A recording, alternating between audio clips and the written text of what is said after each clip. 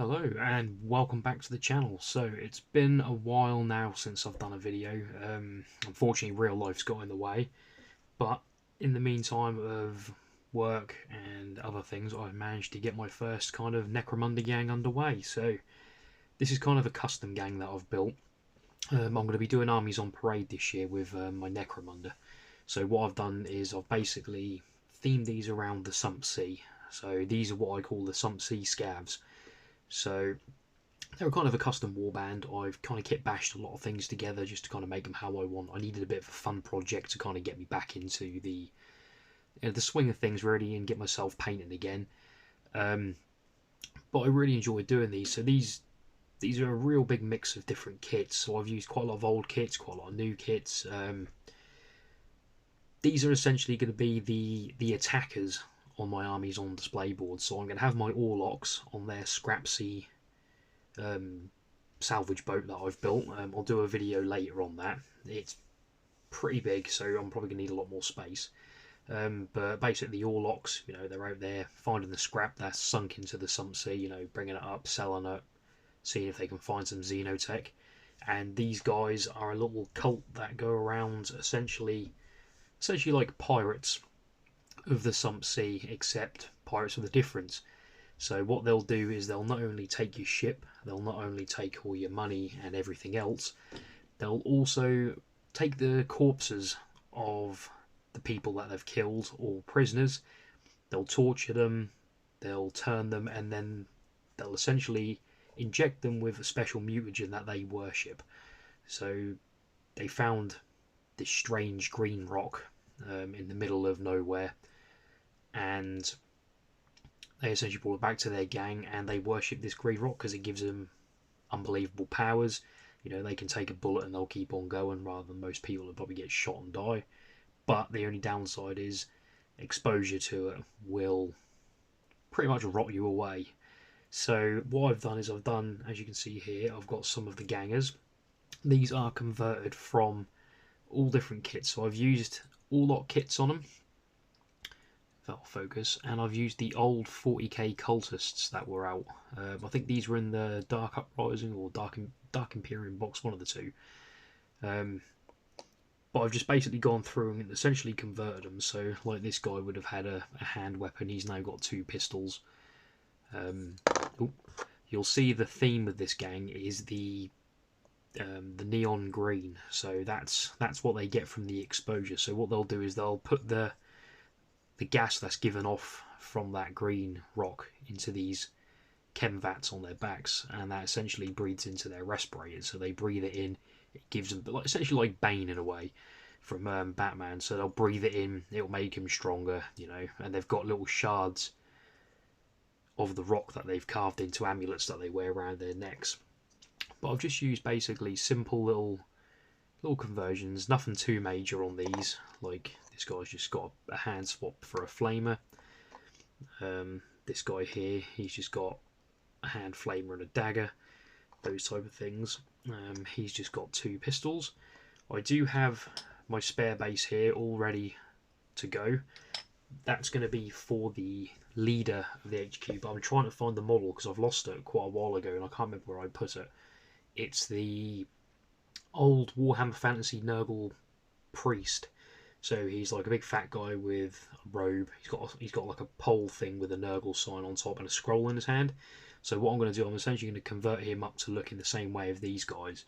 Kind of make him look like he's like been infected by this rock for so long that he's become bulbous. He's kind of resilient to it in a way, but it's taking effects in other ways. But what they'll do is they'll go around, they'll infect all the other people, and then they can join their gang.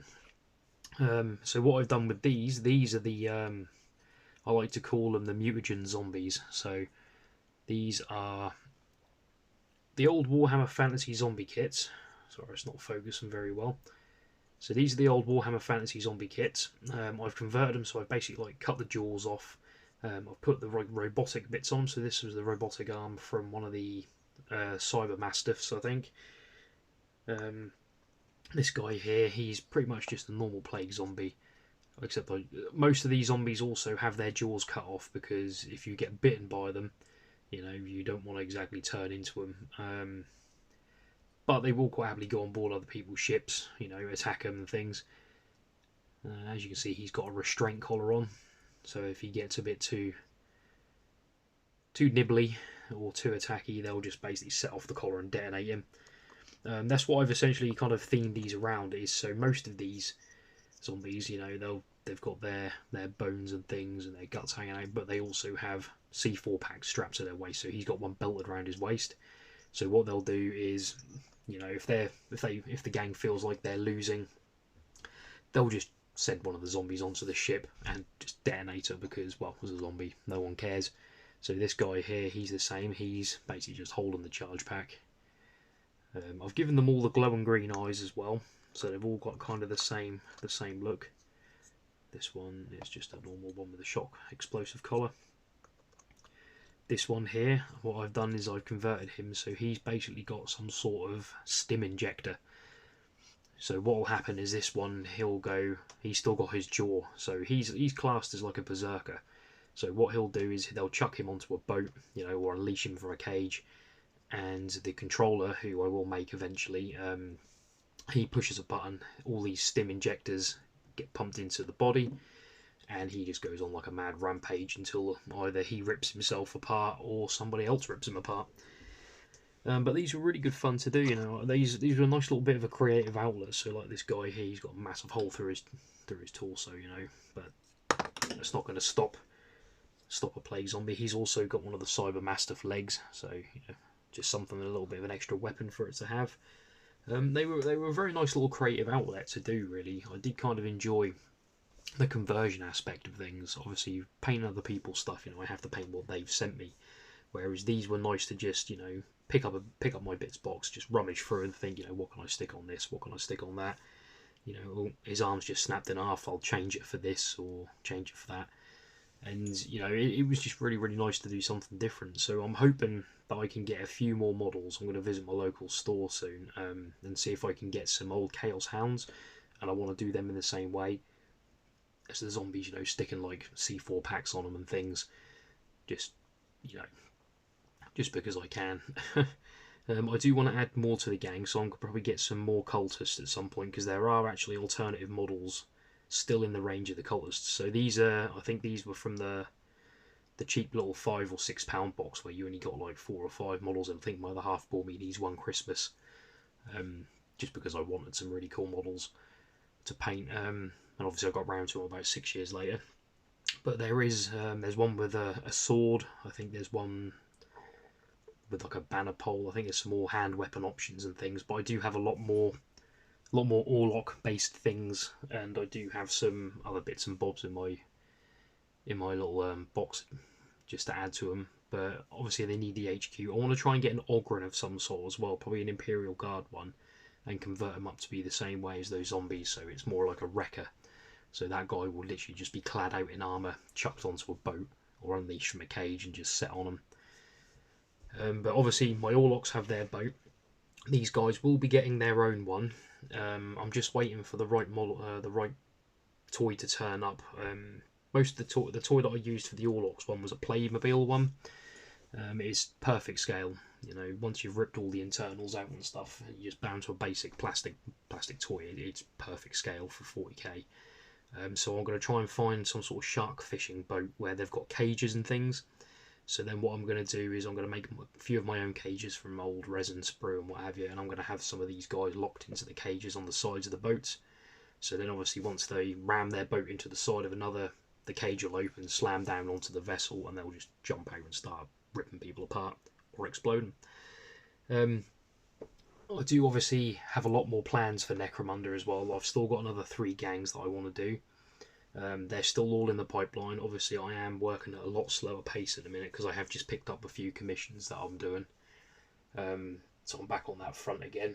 But I do have all my Orlocks, and they are all ready assembled and ready to primed and stuff, and they're all on their temporary bases ready to be painted. I just need to get the time to sit and do them, because I think I've got about a box and a half's worth. But you know, these are really good fun, and it just goes to prove that essentially with Necromunda, you don't have to be stuck to, you know, the hive. You can do what you want. I think there was some guys on one of the Facebook pages that released like a fan fiction codex type thing for the Sump Sea, and they had all the different monsters and things like that. So I wouldn't mind adding something like a crocodile or something to these guys, or some sort of giant snapping turtle or something, you know, something a bit different, or a snake, something, you know, it doesn't limit you to what just GW produce. So even just the 40k kits, you can still really have a good time converting and painting them up. I think I spent collectively, I don't know, probably about a day and a half, 2 days maybe, painting these up. The conversion probably took about a day.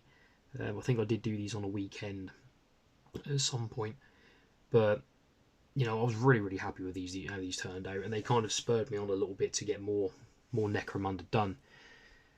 So you can expect a really good amount of updates coming from the Necromunda side of things. I have been busy with another project, which I will probably release on a video soon. It's nothing 40k or tabletop related. It's Star Wars related, and it is a big project which has taken me roughly nearly 10 months now. I'm just getting a bit of help from a friend at the moment with it, and once he's done the parts for we can then start testing it, and then I can probably do a reveal video on the day when we take it out. But I'll say Necromunda wise, you know, Armies on Parade, I'm still going to go for it. These probably aren't the best painted models. I probably can do a little bit more to them, just mainly just touching up a few bits, you know, giving some glazes and things like that. But I just wanted these done for the sake of getting them done, really. But yeah, so I hope you guys enjoyed this video. I know it's a little bit different from what I normally do. I normally do Middle Earth based stuff, but I do currently have in the pipeline another army showcase which I'll be doing, and that is, if I can find them, there we go, it's going to be my Isengard army. So I've done Saruman so far, and I've also done Lurtz.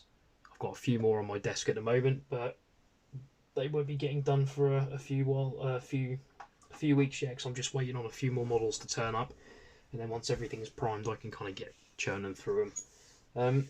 Got quite a good deal on some models, so I'm happy about that. But I'm hoping that I can make these into an Armies on Parade board as well, like some sort of burning of the Rohan. You know, I've got some Rohan houses. All more videos coming in the updates. Again, apologies for the lack of my videos. I did say in my last one that I'll be doing weekly updates and weekly videos, but just time restraints and work for myself and my other half, it's just kind of not coincided with me being able to get the time to just sit down, do something for myself, and then get the video done. But now I do have a substantial amount of stuff primed. I've literally just got to put it into a queue and sit probably for a weekend or two and just churn through and see what I can do. But I hope you guys enjoyed my little Necromunda zombies, and stay tuned for the boat video, which will be coming up probably in the next couple of weeks. I've already primed it. I've already got the base layers of the metals down. I've also just started putting on some spot colours like the yellows and things ready for the hazard marks. And then yeah, and then I can show you the board that will be going on. So it's going to be a little bit smaller than 2x2. Probably going to be about 1.5 by 1.5. Don't want it too big. I just want it to be big enough where I can have two boats, you know, kind of like splashing around. There will be full resin, water effects and things like that on it as well, so that's going to be really cool. But yeah, thank you for tuning in again, guys, and thank you for all the people that have subscribed to my channel. It's crazy to think how many people, you know, how many of you guys actually want to watch my videos. I think I've got a few videos now on that are about 7,000 views, so that's like beyond crazy for me. Never thought I'd reach those kind of numbers. I think I've got about 300 subscribers now, 250, 300 subscribers last time I looked, and you know, that's fantastic. I'm really appreciative of what you guys do. You know, please do comment on the videos. You know, we can always have a chat on there. If there's anything you think I can add to these forces, you know, by all means feel free to just message and let me know. Please do like the videos, because that does help a lot, and I'm hoping to be able to start doing a bit more YouTube videos for kind of you know, to be able to help with the hobby a little bit, because it is getting a bit expensive now that all the prices have gone up. So I'm just kind of working through my big backlog. But yeah, thank you so much, guys, for tuning into my videos. I really do appreciate it, and I hope to see you all in the next video. And thanks again for watching. Happy hobbying, guys.